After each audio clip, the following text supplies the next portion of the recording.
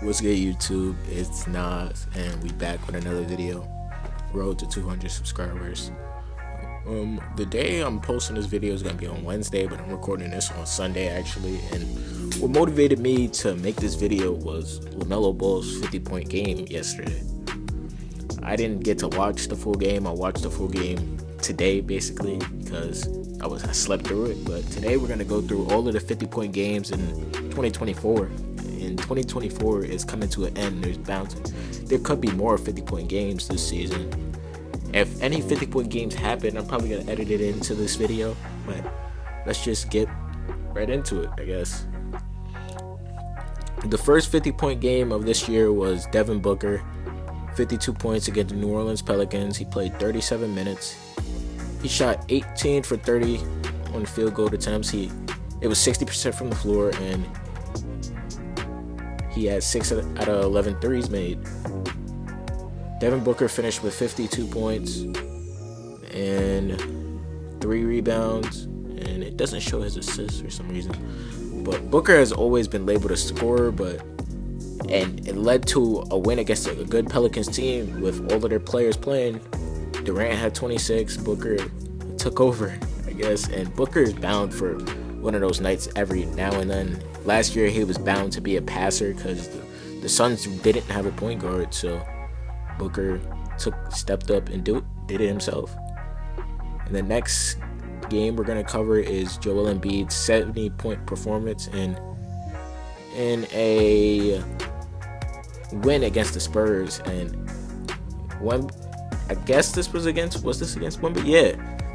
This was a battle between Wemby and Embiid, if I remember correctly, and Embiid welcomed him to the league. Even though Wemby still finished with 33 and 7, Embiid had his career high, had his career night, and put himself in history, and Philadelphia history, having 70 points. And this was before Joel Embiid's injury. Joel Embiid was bound for an MVP this season. If you don't know, that he took over before the injury, and just because the minutes limit or the amount of games played, that he couldn't win the MVP, which is sad to say. And Joel Embiid, he had 70 and 10 rebounds, and one of the greatest performances in NBA history. But in the next game we're going to cover is Luka Doncic, 50 points. Luka Doncic. No, the next game we're going to do is Karl-Anthony Towns. I'm using StatMuse. Karl-Anthony Towns had 62 points against the Charlotte Hornets, and lost to the Charlotte Hornets. And the Timberwolves end up choking this game. I remember I was watching it at the beginning of the year.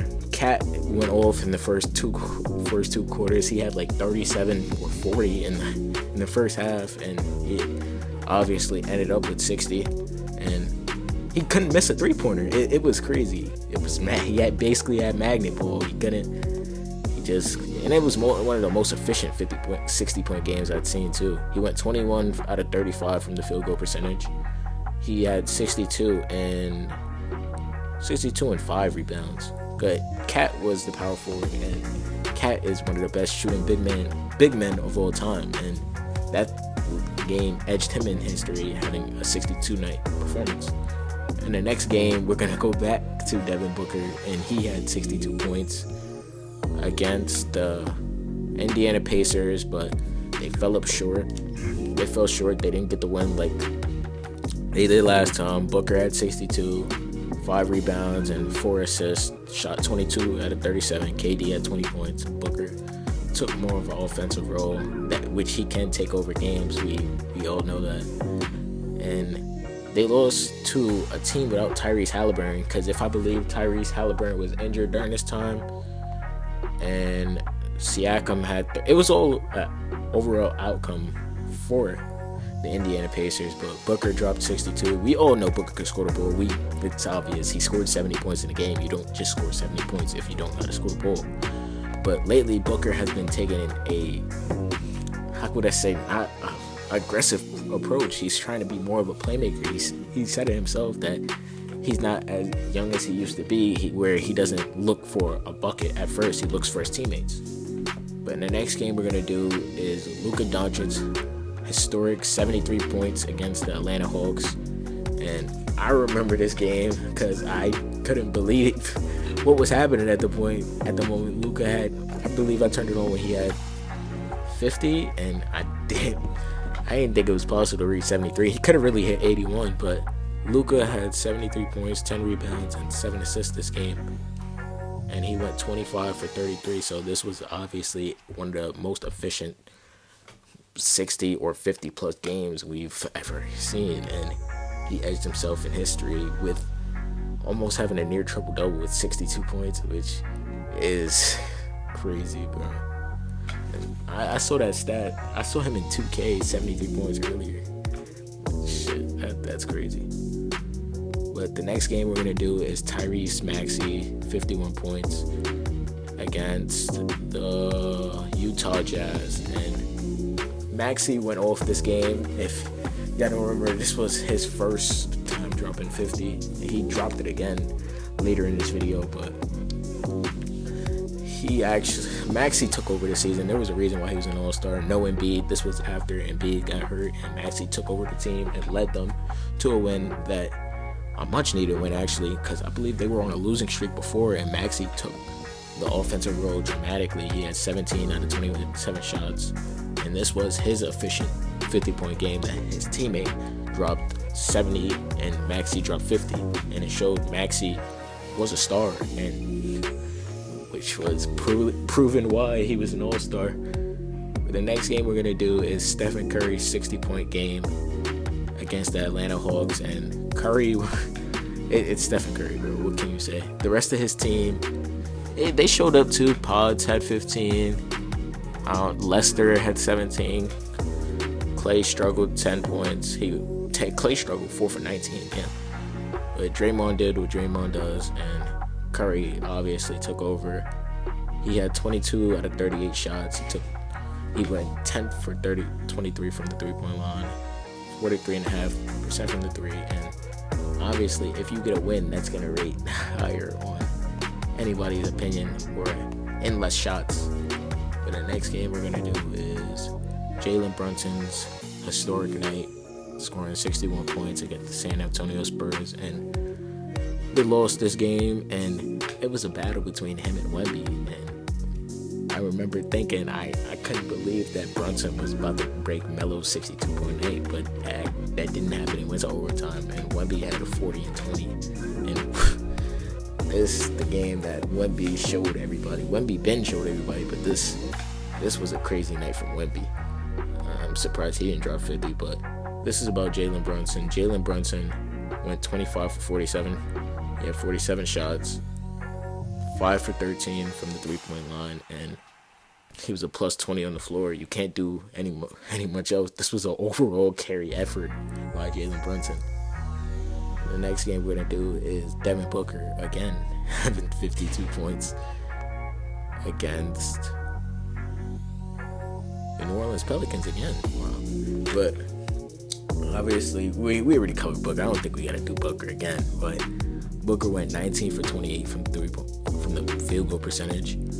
He had 52 points and 9 assists against the Pelicans team. And they got it done this time. I don't remember if I said they won. And they did this against Zion, which he was healthy. No Brandon Ingram exactly, but still a really good team. And the next player we're going to do is Malachi Flynn's 50-point game. And this is really the only non-all-star that is on this list. And they lost this game to Atlanta Hawks, but Malachi Flynn put on a performance that is crazy. Malachi Flynn came off the bench, had 50 points, 6 rebounds, and 5 assists. He went 18 from 25 from the field goal percentage and 5 from 9 from the three-point line. It was overall, it's crazy that it's considered one of the best performances from last season, knowing that he's not in the NBA no more. He's in the G League right now. But hopefully he could try to work his way back up to the league, but it is what it is.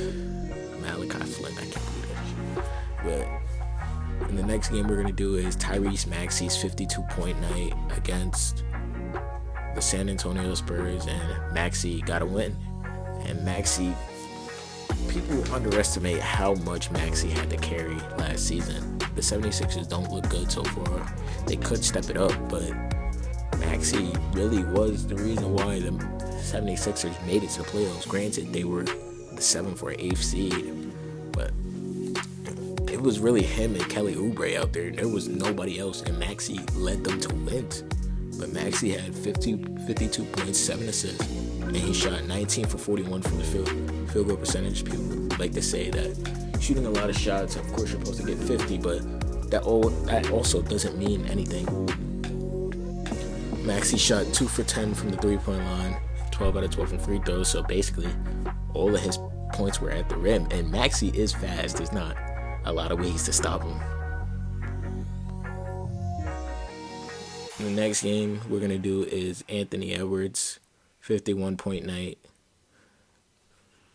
against the Washington Wizards, and Ant went completely insane against the Wizards team. Obviously, the Wizards aren't good, but they still had a dogfight against the Timberwolves, and they needed all of Anthony Edwards' 51 points against the Wizards. And obviously, Cat was hurt during the time. They didn't have their star power forward, and Cat was the second option on this team, so a lot of the shots had to go to Ant. But Ant still was efficient. He had 17 for 29 field goal percentage, 6 for 13 from the 3-point line, which would foreshadow, because we see them on the threes that Anthony Edwards takes now. But Ant's stat line was 51 points, 6 rebounds, and 7 assists. And if you get a win like that, you can't dispute it.